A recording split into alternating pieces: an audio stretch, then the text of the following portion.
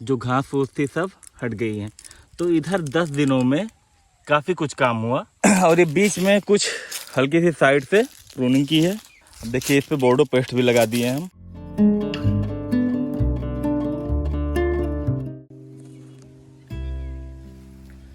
तो भैया आज काफ़ी दिनों बाद तो मौसम ने करवट बदला है। आज सुबह से ही बादल छाए हुए हैं और बहुत अच्छी हवा चल रही है। नहीं तो इस समय तक तो यहाँ पर खड़े होना भी मुश्किल हो जाता। अभी लगभग 9:30 बज रहे हैं, तो इस समय आप यहाँ पर खड़े नहीं हो सकते थे। हालांकि पेड़ की छाया के बीच आप रह सकते थे, लेकिन इतने दिनों से इतनी भयंकर धूप गर्मी वो सब तो आप लोग जान ही रहे हैं कैसा चल रहा था मौसम।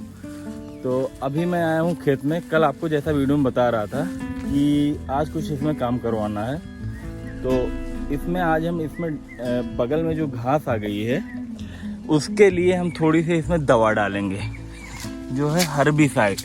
अब आप खेत के एक तरफ देख रहे होंगे, एक साइड से है, तो इस साइड बहुत बड़ी बड़ी घासें आ गई हैं। बाकी बीच में तो घास नहीं है उतना, और बीच में अगर घास है भी तो उसे तो मैनुअली हम निकलवा देंगे, लेकिन इधर की घास निकलवाना बहुत मुश्किल है। तो हम इसमें अब की बार हर्बिसाइड डलवाने वाले हैं। तो हर्बिसाइड वो भी ऐसा डलवाएंगे जिससे मिट्टी पे बहुत ज़्यादा उसका निगेटिव इम्पैक्ट ना पड़े, यानी उसका रेसिडुअल इफेक्ट कम से कम हो।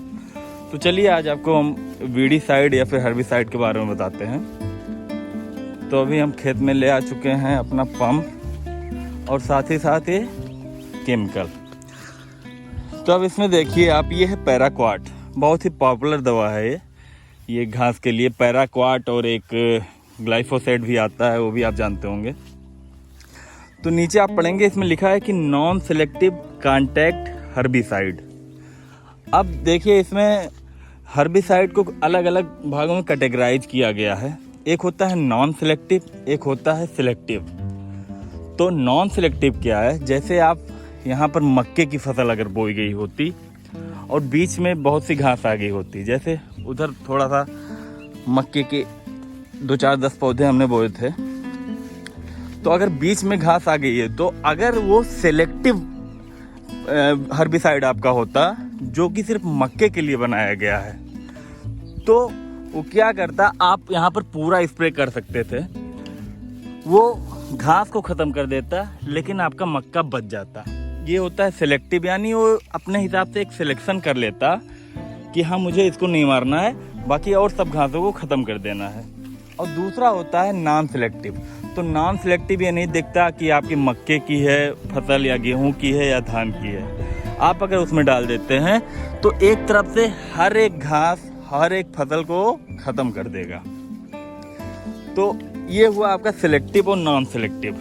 अब जो सिलेक्टिव हर्बिसाइड है उसमें भी कई कैटेगरी हैं, अलग अलग फसल के लिए अलग अलग हर्बिसाइड उसमें यूज में लाते हैं। जैसे आप मक्के के लिए जाएंगे कि आपको मक्के में डालना है, तो जो दुकानदार है आपको एक दूसरा केमिकल देगा।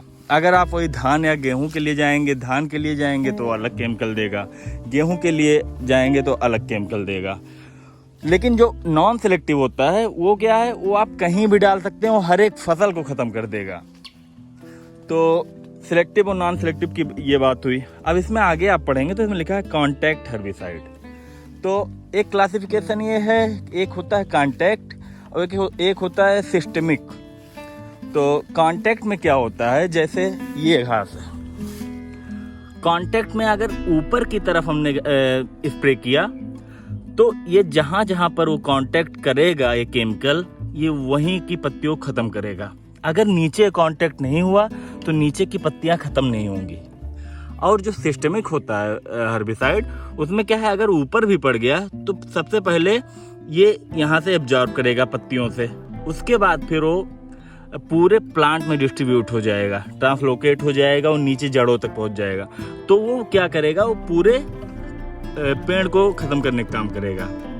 जबकि कांटेक्ट जो हम अभी डाल रहे हैं, तो इसमें क्या है, जहाँ जहाँ पर कांटेक्ट होगा जिस भी घास के साथ, वहाँ की पत्तियाँ ख़त्म करेगा।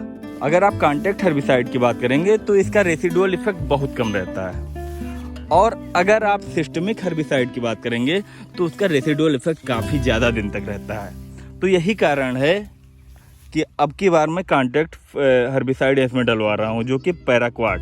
अब पैराक्वाट ये कॉन्टैक्ट हर्बिसाइड में बहुत ज़्यादा फेमस है, और दूसरा है ग्लाइफोसेट, वो आपका सिस्टमिक हर्बिसाइड है। कॉन्टैक्ट हर्बिसाइड ये पैराक्वाट जैसे हम डलवा रहे हैं, तो इसका सबसे बढ़िया फ़ायदा ये है कि अगर हम इसको डलवाएंगे तो इसका रेसिड्यू इफेक्ट बहुत कम रहेगा। तो इससे सॉइल में जो माइक्रो ऑर्गेनिज्म हैं, जो बेनिफिशियल माइक्रो ऑर्गेनिज्म हैं, उन पर बहुत ज़्यादा इफेक्ट नहीं पड़ेगा। जबकि जो आपका सिस्टमिक हर्बिसाइड होता है उसका इफेक्ट बहुत ज़्यादा दिन तक रहता है। तो अभी आप इधर ये घास देख रहे हैं, ये सब किनारे की। अब इस पे हम लोग स्प्रे करवाएंगे। तो क्या करेंगे, जो ये हमारा आम का पेड़ है इसके किनारे किनारे हम पॉलीथीन पहले लगा के थोड़ा सा हल्का सा खींच लेंगे उधर, फिर जितनी भी घास है उस पर हम स्प्रे करेंगे। और एक कॉन्टैक्ट हर्बिसाइड में एक फ़ायदा ये भी है कि ये बहुत जल्दी घास को, जितने भी जगह ये पड़ेगा वहाँ की घास को ये बहुत जल्दी ख़त्म करेगा। और जो सिस्टमिक हर्बिसाइड होता है वो थोड़ा टाइम लेता है, लेकिन वो जड़ से ख़त्म करता है लगभग कई घास को, लेकिन कुछ घास उसमें भी छूट जाते हैं। तो भैया ये वीडियो का दूसरा पार्ट है। अब इसके पहले जो आपने वीडियो देखी वो पहला पार्ट था। अब एक ही वीडियो को अलग अलग पार्ट में डिवाइड करने की क्या ज़रूरत। तो बात कुछ ऐसी है कि जो पहली वीडियो आपने देखी, इसके पहले जो वीडियो थी वो 2 जून की थी, और अभी है 12 जून। तो वो जो 2 जून वाली वीडियो मैं रिकॉर्ड कर रहा था हर्बिसाइड के बारे में, पैराक्वाट, तो वो कुछ कारणों से कंप्लीट नहीं हो पाई थी। इसका मतलब कि मैंने उसमें पैराक्वाट डलवाया ही नहीं। अब उसका क्या कारण था उसको मैं अगली वीडियो में बताऊंगा, क्योंकि अब वीडियो लंबी हो जाती है तो फिर यहाँ से गांव से अपलोड करने में काफ़ी दिक्कत होती है। उस दिन मैं ये पॉलीथीन ले आया था कि क्योंकि इधर का जो देखे ये आम का पौधा दशहरी का काफ़ी ज़्यादा फलन हुआ था, तो इसमें से तो कुछ हमने हटाया भी है बीच में, तो फिर भी ये डाली झुकी हुई थी। तो ये पॉलीथीन से हम इसको किनारे से कवर कर दिए, इधर भी इसको हम कवर कर दिए थे। फिर उसके बाद हम अपने स्प्रे पंप में उसको दवा घोलने ही वाले थे कि तब तक कुछ ऐसा हुआ कि मुझे ये पैराक्वाट डालने का विचार हटाना पड़ा। चलिए वो भी सही था, मैंने वो पैराक्वाट वाला जो दवा था वो खोला भी नहीं था, उसको फिर मैंने वैसे वापस भी कर दिया। अब इधर की स्थिति आप देख सकते हैं, एक बार जुताई हुई है हल्की, लेकिन फिर भी अभी ये निकल रहा है। तो इसका एक कारण है कि जुताई के तुरंत बाद यहाँ पर बारिश हो गई, लगभग आधे घंटे बहुत तेज बारिश हुई थी, तो ये सूखने नहीं पाया था पूरा। तो इसमें तो मैं दोबारा जुताई कराऊंगा। अब 2 जून से लेके 12 नीचे आप देखिए, आपको एकदम साफ दिख रहा होगा, जो घास फूस थी सब हट गई है। तो इधर 10 दिनों में काफ़ी कुछ काम हुआ, और गर्मी भी इतना ज़्यादा है कि बहुत ज़्यादा देर तक काम कर भी नहीं मिल रहा है। अब धीरे धीरे काम हो रहा है, और इधर 10 दिनों के जो भी काम हुए उसको मैं किसी एक वीडियो में दिखाऊंगा आपको। अगले 3 दिनों में बाहर रहने वाला हूँ कुछ काम से, उसको मैं आपको बाद में बताऊंगा।